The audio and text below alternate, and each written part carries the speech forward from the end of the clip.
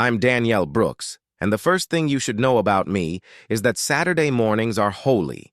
Coffee strong enough to walk on its own, sun just high enough to set the chrome sparkling, and my black Dodge Challenger, my grandfather's legacy and my favorite kind of prayer, gleaming in the driveway while I detail her like she's going on the cover of a magazine.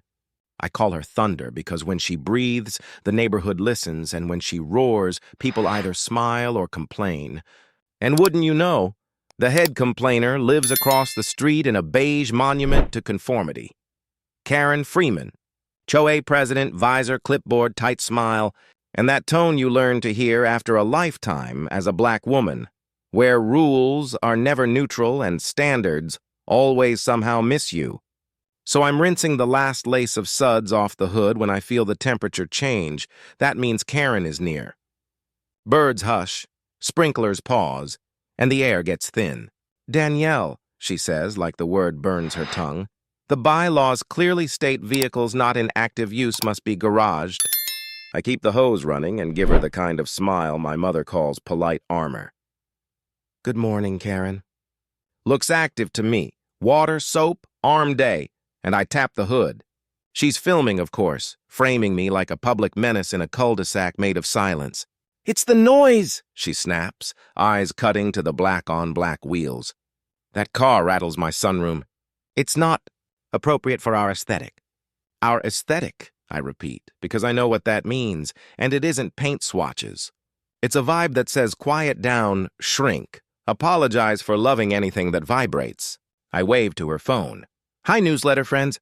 Section 4, subsection B, maintain property in a clean and orderly fashion. Thunder here is very orderly. She hates that I've read the book she thinks is a weapon." She huffs away, and that's when I clock her son Kyle, 16, awkward, trying on swagger the way kids try on cologne, watching from the curb. I nod, he smirks. I put Thunder away, and here's where I make a small mistake that becomes a big one. My old garage keypad code, 91280, Granddad's first shop address. Nostalgic, dumb, easy. I've been meaning to change it and didn't.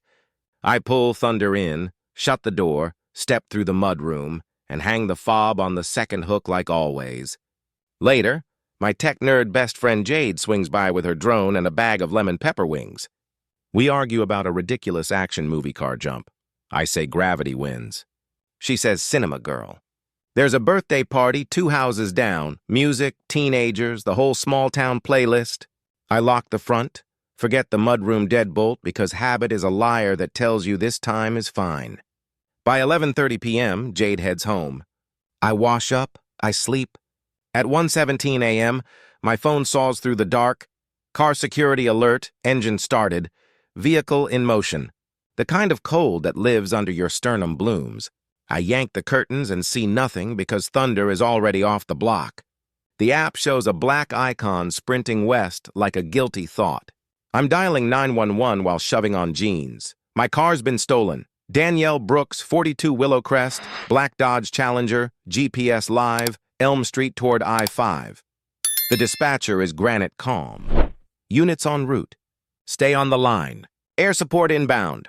Air support means the sheriff's helicopter Air 1, which is both comforting and catastrophic.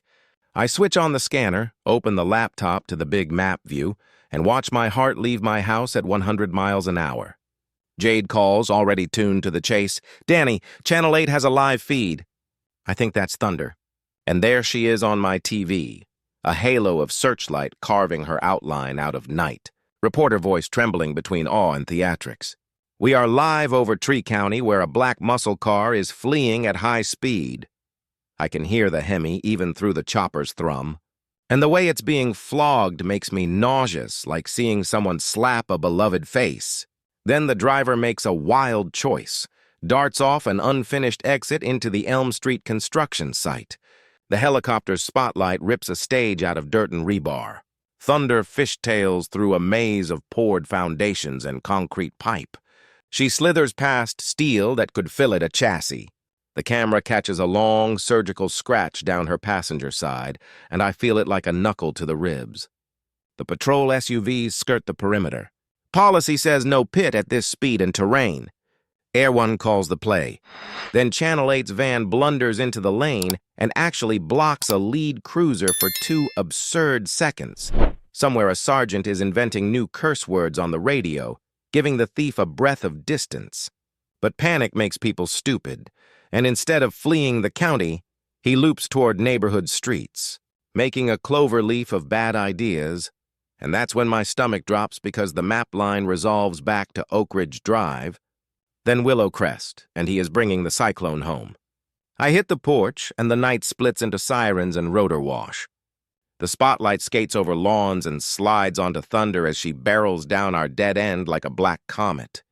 At the cul-de-sac's loop, he tries to hook around the community park, loses it, and Thunder goes broadside into the oldest oak in the county.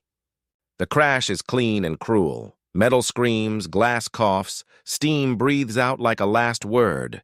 Then the silence before the commands. The blue-red strobe melting the scene into a dream. Officers wedge the driver door and peel out a shaking kid with a cheap mustache and terror for eyes. It's Kyle. Karen arrives barefoot, bathrobe flying, voice on the frequency only mothers have. "Kyle, baby." She lunges. Officers catch. She folds. I cross my lawn in a straight line and meet Sergeant Laura Chen, who looks like she once decided she would never raise her voice again and meant it. "Ms. Brooks, I'm sorry about your vehicle," she says, steady beam of a flashlight cutting across the bent roof. "We'll need your statement." I nod, but I've already decided. I'm pressing charges. Karen hears me and spins, grief alchemizing into blame like it always does. "You can't. He's a child. Your car is too powerful. It shouldn't be legal in this neighborhood. This is on you." I turn to Chen and never look at Karen because oxygen is a gift and I'm not giving it. "Grand theft auto, felony evading, reckless driving," I say. My voice the same one I use to negotiate contracts, and whatever else applies. He took it from my locked garage and endangered half the zip code. Chen studies me, then nods. Kyle tries a story about being chased. It leaks as he tells it. I say nothing. I just think about keys on the hook and a keypad pressed by a watcher. Morning drags its heavy light over a tow truck hauling bent glory away. After 2 hours with insurance, I build an evidence pack like a closing argument. Exhibit A. My doorbell cam catches a hooded figure at 1:12 a.m. He steps out of frame where my side keypad lives. You can hear beeps and then the garage grinds up like the mouth of something trusting. The infrared face is fuzzy, but the shape is clear, and the time is perfect. Exhibit B, a selfie from the party 2 houses down, courtesy of a teen who loves filters. In the background, Kyle in my kitchen. Unmistakable rooster wallpaper, the chipped tile I keep meaning to fix, wearing a neon green wristband the host confirms was last night's ticket. 5 feet from that background spot is the mudroom rack holding Thunder's fob. The story writes itself. Kyle slips out during the party, learns my layout, sees the hook, watches me punch the code that morning, returns at 1 a.m., helps himself. I put the files on a drive with neat labels because presentation slaps arrogance harder than anger. At the station, Chen watches the clip and the corner of her mouth moves a millimeter, the cop version of "they played themselves." "Thank you, Ms. Brooks," she says. "We'll proceed." The following weeks are a seminar in HOA theatrics. Anonymous notes about grass shade in my mailbox, apparently too green. Next door posts about noise pollution that somehow read like I personally melted the polar ice caps. I invest my energy in better pettiness.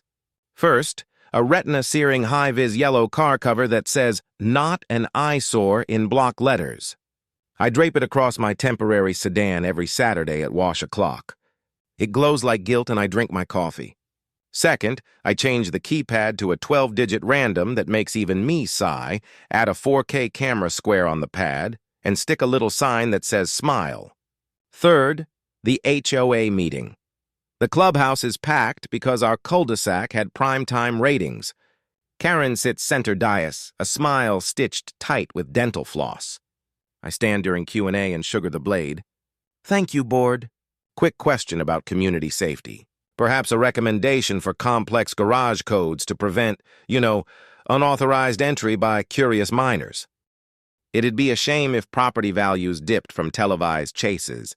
and the room tilts between laughter and scandal while Karen blanches the color of printer paper. She mumbles they'll take it under advisement, which is HOA for I just swallowed a hornet. The legal side lands harder. The video plus selfie reduce the I was chased tale to vapor. The DA charges Kyle with grand theft auto, felony evading, reckless driving. He pleads out. His license vanishes until 21. There's restitution, my deductible and incidentals in a 5-figure check from the Freeman household that I photograph, titled Justice, and file like a saint's relic. And the perfect coda. 200 hours of community service assigned right where he crashed, our park, under that oak whose bark now wears a pale scar. Saturdays I stroll down with coffee. Kyle, in an orange vest, pulls dandelions under a county supervisor's eye. For a month I just watch quiet. Then one morning I click a single DSLR photo, Kyle, the vest, the oak, the sun, the lesson, and hand him a cold water. "I'm sorry," he mutters. "You're sorry you got caught," I say, soft but true. "You didn't steal a car.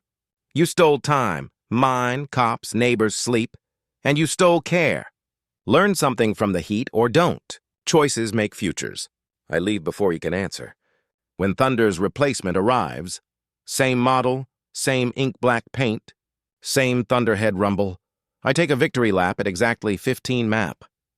Wave past Karen's window, curtain twitch, and idle by the park.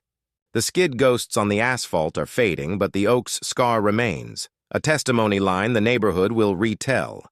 Thunder purrs like forgiveness with boundaries. My phone buzzes. Unknown number with an aerial shot of me in the oak. "Nice new ride. Keep this one on the ground. Air 1.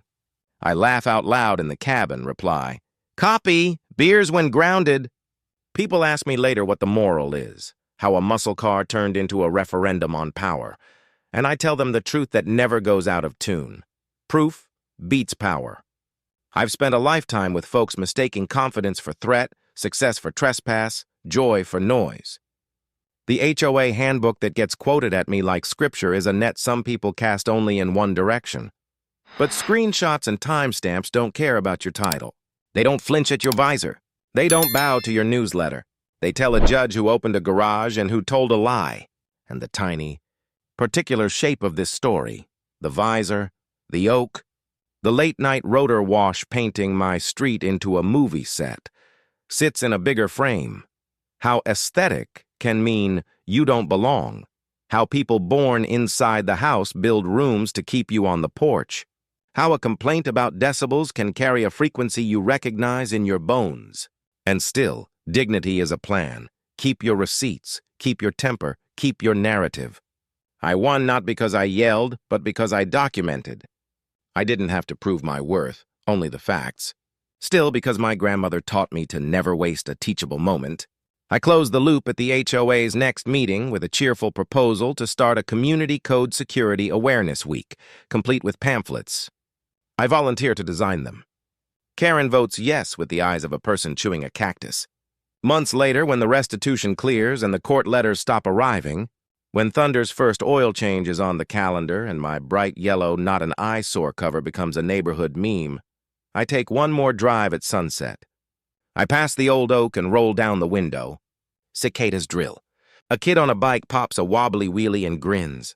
Peace settles not like forgetting, but like boundaries planted and watered.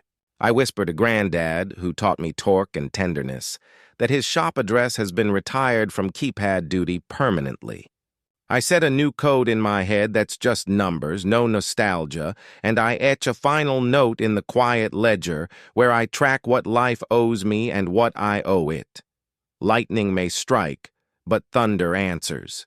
And when power tries to bark, proof speaks, and speaking plainly is how we keep our joy. So if you're listening from anywhere, they tell you to turn it down, tuck it away, make it smaller. Don't. Shine it, document it, protect it, and when the helicopter light falls across your truth, let the whole world see who was driving and who was lying. In the end, the oak still stands. The street sleeps again. The visor learned nothing. The boy learned something, and I learned, again, that a black woman with a fast car and a long memory is a storm you do not outrun. So what would you have done in my place? Drop your thoughts in comments if you enjoyed. Don't forget to subscribe for more wild, true-life stories.